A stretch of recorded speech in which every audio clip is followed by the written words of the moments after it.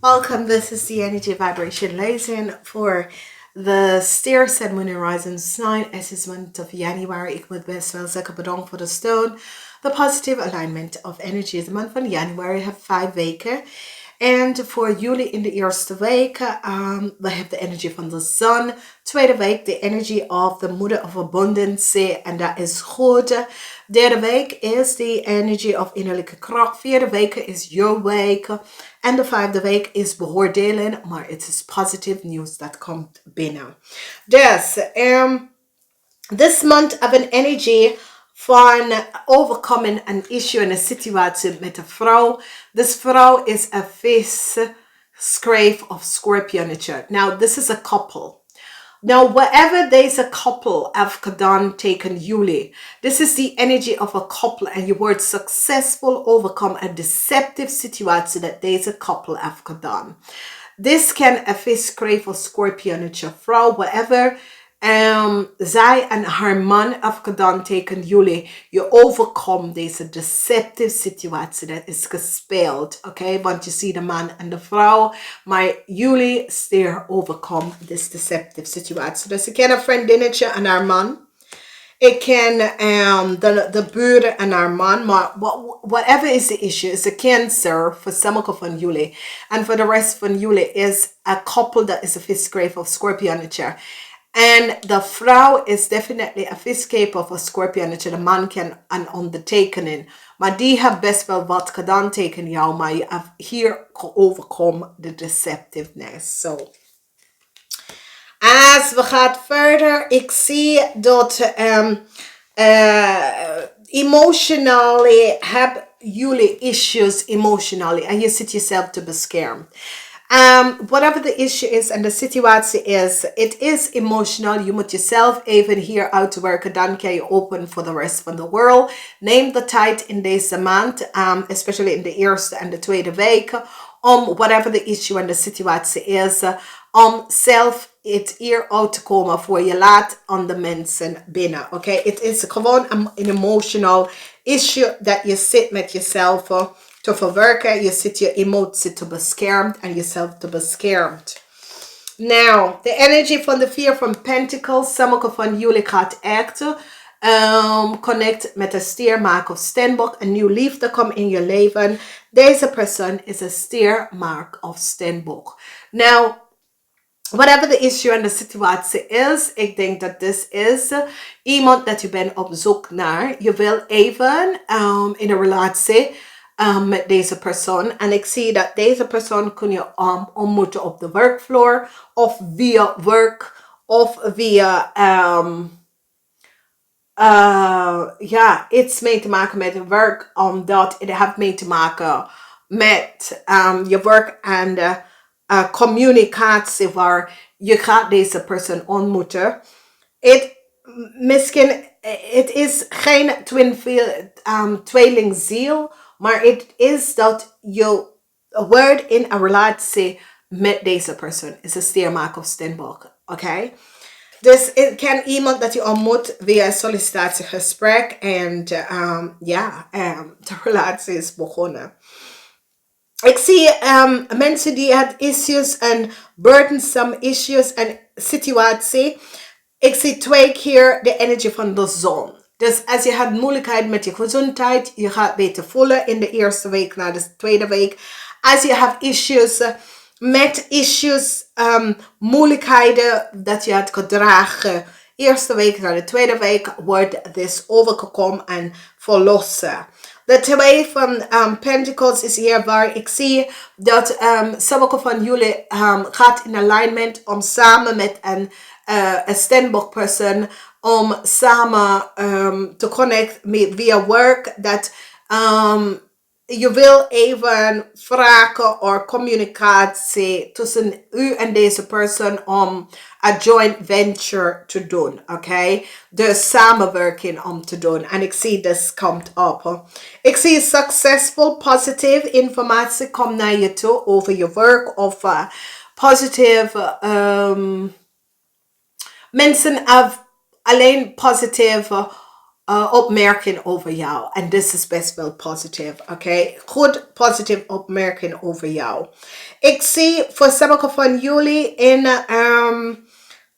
de eerste week naar de tweede week. Ik zie de moeilijkheden dat je hebt gedragen wordt nou over, oké? Dus whatever moeilijkheden dat je hebt gedragen, ik zie dat het is nou over. En je probeert op een nieuwe pad in je leven in te gaan lopen. En dit is best wel positief.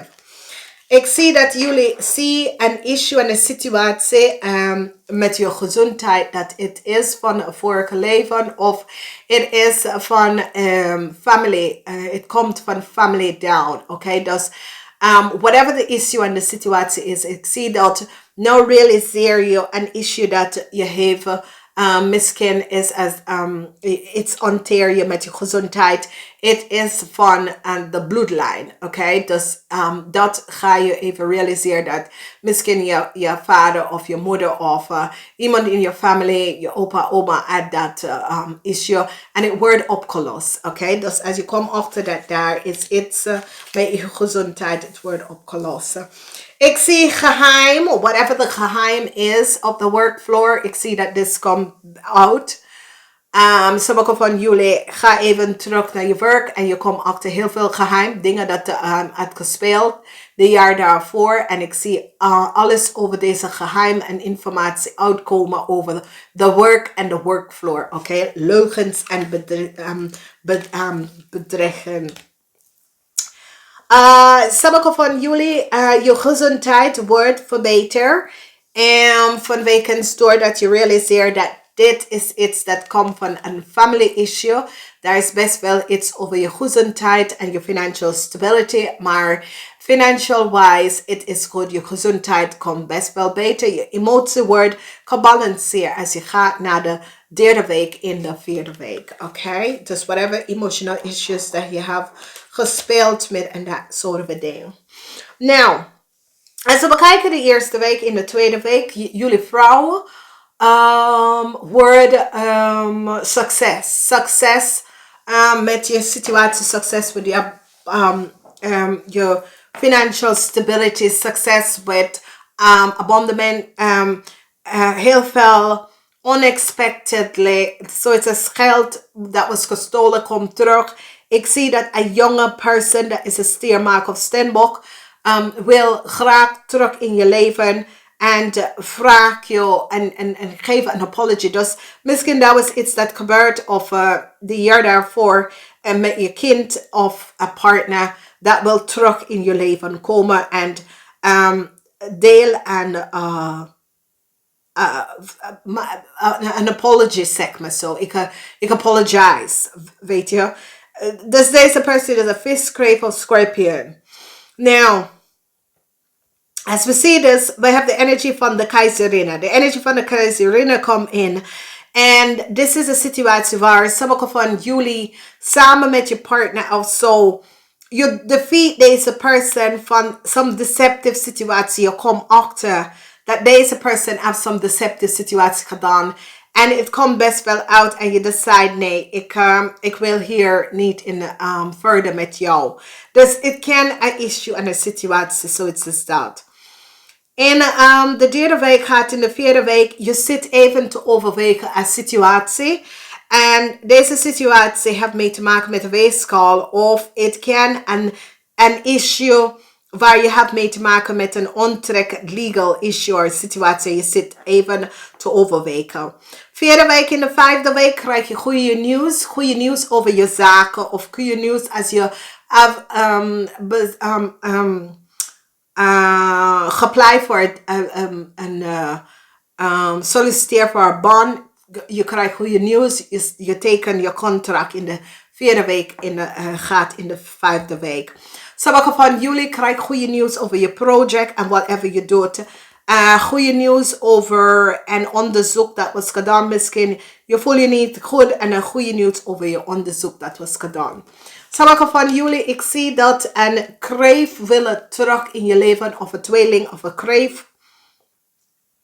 Dus open jezelf daarvoor. Ik zie dat jullie samen wil een issue overwegen en je maakt de juiste beslissing omdat je realiseert dat sommige van jullie balance out een situatie waar succes is hier. Dus dames, 45 jaar en ouder, de eerste week in de tweede week is de beste week voor jullie. En voor de rest van jullie de tweede week in de derde week.